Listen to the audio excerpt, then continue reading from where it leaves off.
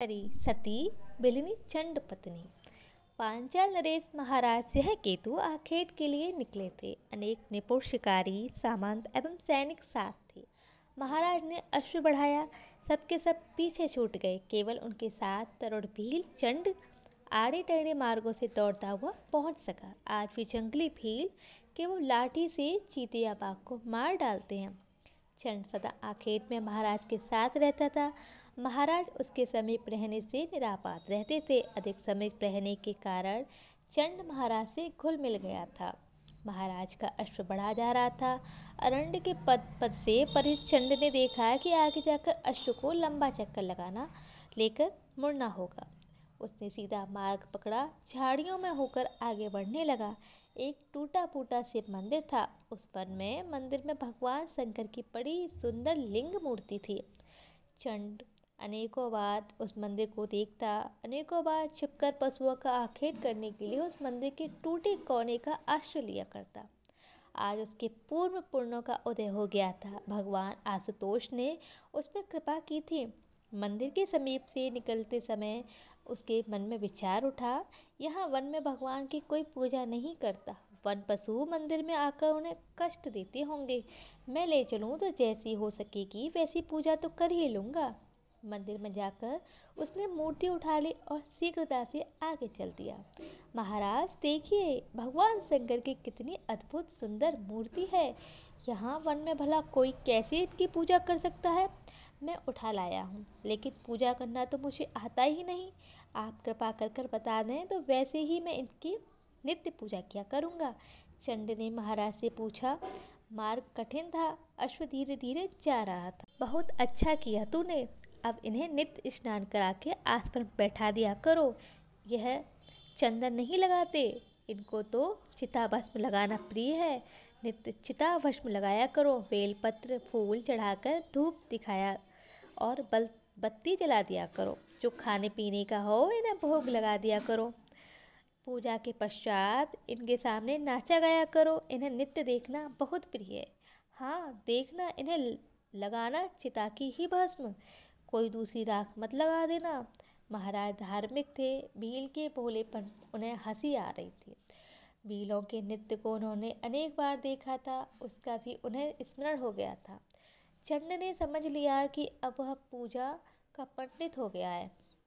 हाथ जोड़कर महाराज को प्रणाम किया। उसने लौटते ही अपनी झोपड़ी का एक कोना लीप पोत कर एक मिट्टी की वेदी बनाई। उस पर शंकर जी को बैठा दिया। बेल पत्र फूल के लिए कोई कठिनाई नहीं थी।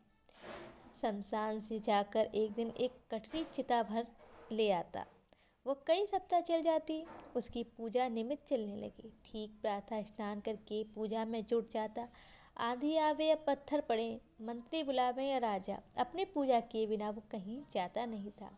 पत्नी ने उसने समझा रखा था कि यदि वह किसी दिन घर ना हो तो शंकर जी की पूजा विधि पूर्वक अवश्य हो जाए।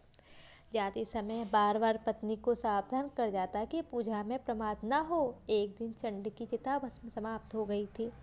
वह प्रातः उठते ही भागा शमशान। पहले दिन राजा ने उसे बुला लिया था। वह बहुत रात्रि गए घर लौटा था। चिता भस्म संग्रह कर नहीं सका। रात्रि में वर्षा हो गई, खूब जोर की। शमशान में भला भस्म कहाँ। बहुत दौड़ धूप के बाद वह निराश होकर लौट आया। खेद एवं पश्चाताप के कारण उसके नेत्रों में आंसू बह रहे थे। लौटकर झोपड़ी में सिर झुकाकर बैठ गया। आप इतने दुखी क्यों हैं? पत्नी ने पूछा। मैं बड़ा अभागा हूँ, कहीं भी चिता भस्म नहीं मिली। आज भगवान की पूजा कैसे होगी?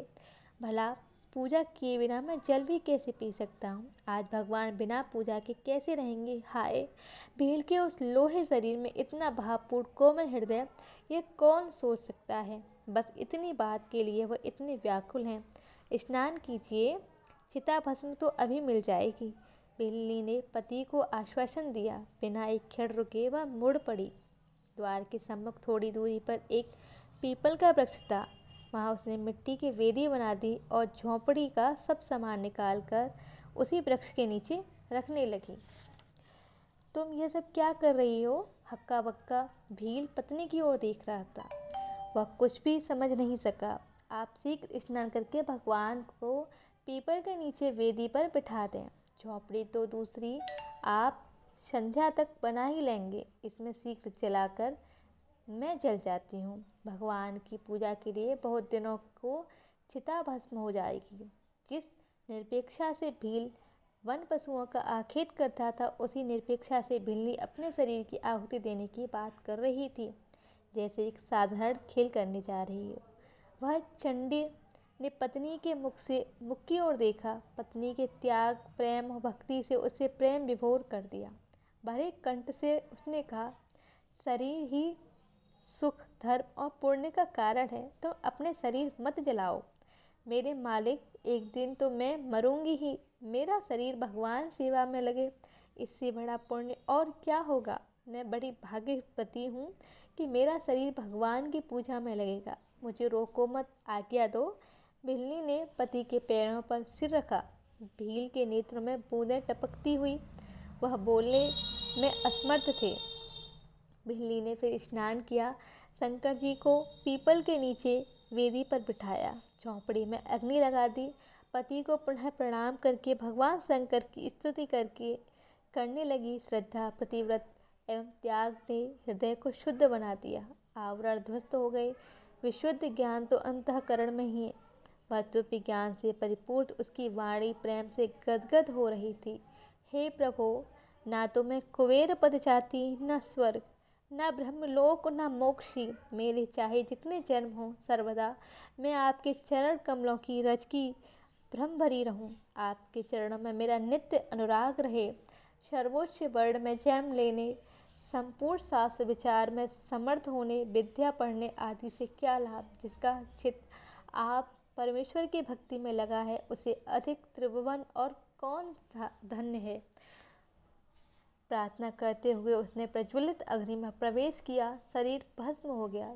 चंड ने स्नान किया, पुष्प एकत्र किए, जल डालकर थोड़ी सी चिता भस्म शीतल करके उसने पूजा की। आज उसके हृदय में अपूर्व भाव था। अंत में पत्नी के त्याग ने प्रेम की धारा प्रवाहित कर दी। नैवेद्य लगाकर उस उन्मत्त की भक्ति भगवान के सम्मुख नृत्य करने खड़ा हुआ। आज पूर्व पति पत्नी दोनों भगवान के सम्मुख नाचते थे। आज से पूर्व आज वह अकेले नाचेगा। हाँ, मैं स्वप्न तो नहीं देख रहा। तुम यहाँ कैसे? तुम तो अग्नि में जल गई थी ना? चंड चौंक पड़ा। उसने देखा कि उसकी बाईं ओर नित्य की भांति साथ नाचने को उसकी पत्नी खड़ी है। सपना काहे का? आपके सामने आपकी दासी मैं ही तो खड़ी हूँ। मुझे तो स्मरण नहीं कि मैं कब आग में जली।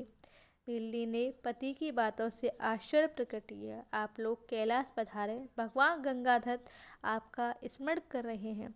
भील दंपत्ति अभी आश्चर्य से छुटकारा नहीं पा सके कि एक दिव्य विमान आकाश से उतरकर एक भगवान शंकर के पार्षद ने दोनों से प्रार्थना की। आदरपूर्वक दोनों को उन शिव पार्षद ने विमान पर बिठाया।